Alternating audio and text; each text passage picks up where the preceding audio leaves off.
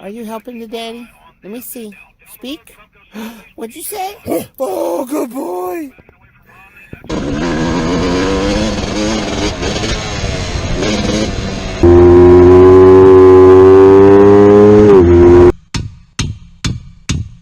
Ow, you dog! Guys, this is day number 1 of reconstruction. Got a nice, beautiful frame, all powder coated from American Supercars with matching foot pegs. Look at them mama jamas. Oh yeah. So, the first thing you got to do when you build a frame is make it stable on the workplace. See that little motocross stand I'm going to use to rebuild it? This frame is not going to stay stable like that because it wants to tip forward. See that? So the first 2 things you need to do is get your head bearings in it so you can put your triple trees on it and put your front end together, and that'll keep it from rocking forward. Then you can go in the back and do the swing arm. So let's get our new head bearings in there. A lot of these head bearing kits, you got to watch, the top and bottom are different and they come with separate seals and all kind of stuff. This is pretty straightforward. This is as easy as it gets. There's an upper and a lower. They're both made the exact same way. They're both the exact same size with the exact same race. There's special tools I have at work for putting these in with discs that fit them in all perfectly. So the whole, part of this project is teaching you guys how to do things at home with the tools that you have. So let me find something that will fit that. Might even have to just use the old race. Yeah, there we go. That's what we'll do. Take your new race. I like to lube them. Other guys say no, but I say yes. I say lube them. If your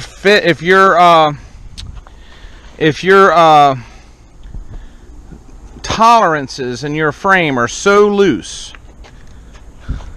that lubing it's going to make it fall out later, well, I got news for you. You need frame repair anyway. So I'm going to lube this up with some WD-40.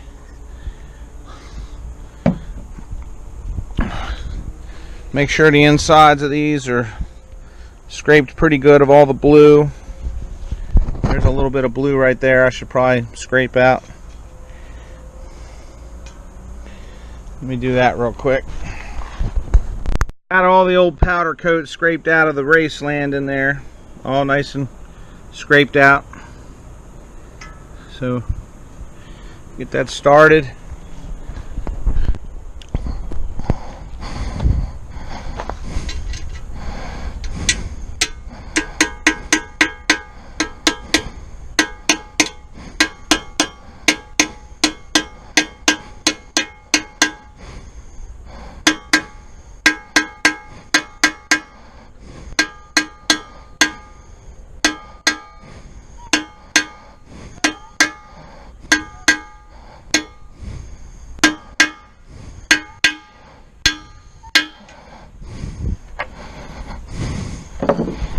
Okay, you hear that high pitch at the very end of that?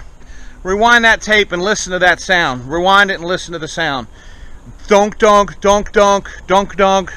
As I'm working it around, trying to make sure I'm getting it level and even. If a bearing race or a bearing itself starts to go in crooked, stop. Do not keep forcing it. It's got to go in level. You damage them otherwise. But when it found home, when it's seated all the way, as we call it, hear the pitch change. Donk, donk, donk, donk, donk, donk, bang, bang, bang. Real deep, real solid. That tells you that you're all the way in.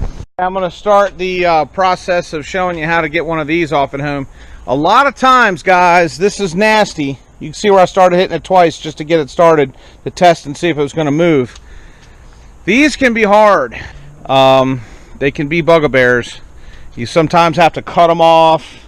I've seen guys weld stuff to them and slide hammer them off. I mean, they can be ignorant. But this one did move. I smacked it good and hard and it moved. We're going to go ahead and get it off the rest of the way. I'll show you that.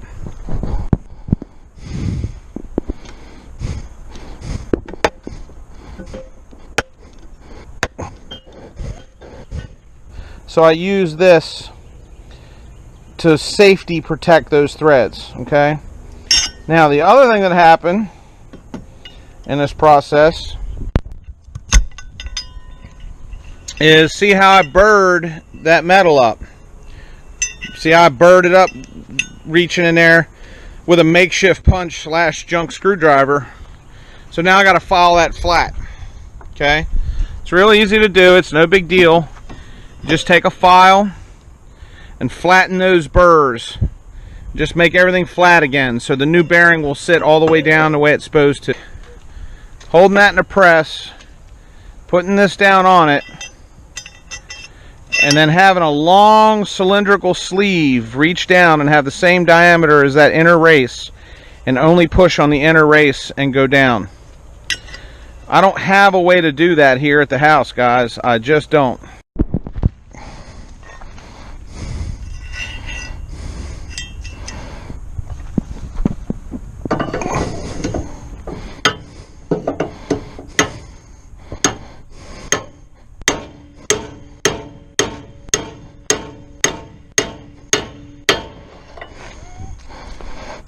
Okay, we got all the bearings beat down into place. Here comes the fun goopy part.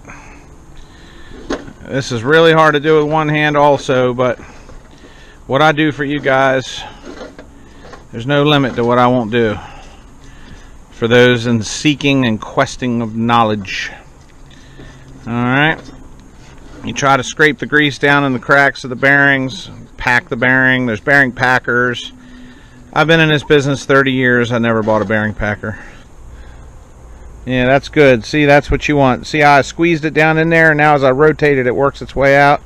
That's how you know it's down in there. That's what you want. Alright, here comes the part where I gotta have 3 hands again.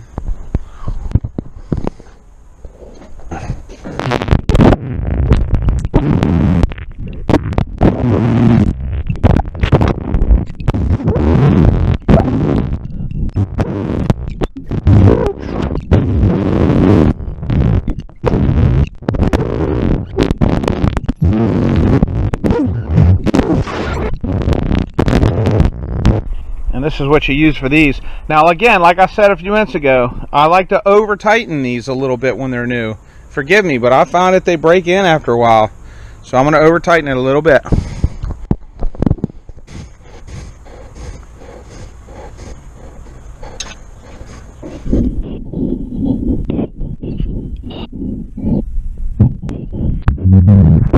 Okay, I like the way that feels. It's got a fair amount of drag to it.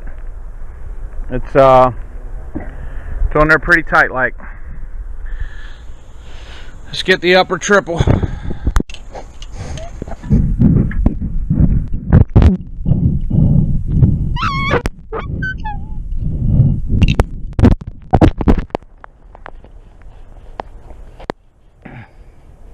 We'll just put them right about, a little bit over, right about there. We'll just kind of set them right there and torque these lower bolts on the bottom. Now when you build a front end on any motorcycle, dirt bike, street, anything, you do your head bearing tension first, but you leave this upper a little bit loose. I know you can't see that because there's a little bit of thread galling there, but that nut's actually not tight yet. It's hard to turn because it's a little bit galled up, but it's not torqued real tight. I got pressure on the adjustment nut under there to squeeze the bearings. Then you put your lower clamps tight first. Then you torque this and sandwich this upper tree down to the lower tree. If I were to torque these right now, there's nothing holding the preload down in there, and it's not a full sandwich. It's not a full squeeze effect. So you squeeze the head bearing first, then you set the lower triple bolts, then you squeeze this down, and you do these last.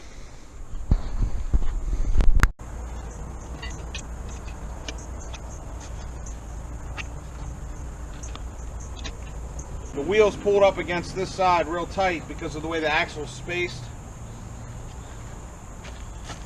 So you have location direction from the spacer and the nut. That can't move.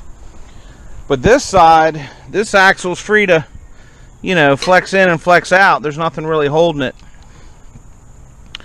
So when this bike's all back, see that? I just pushed it in by hand. Does it go there? Does it go in farther? Does it come out farther? You know, wherever it's supposed to go. I guess it really won't find home until I have enough weight on the bike to bounce it up and down. So I'm just going to pinch it tight for now, build the bike, and then when I have all the weight, I'll bounce the bike up and down, and wherever it wants to live, I'll tighten it down. Donk, donk, donk, bang, bang, bang, donk, donk, donk, bang, bang, bang.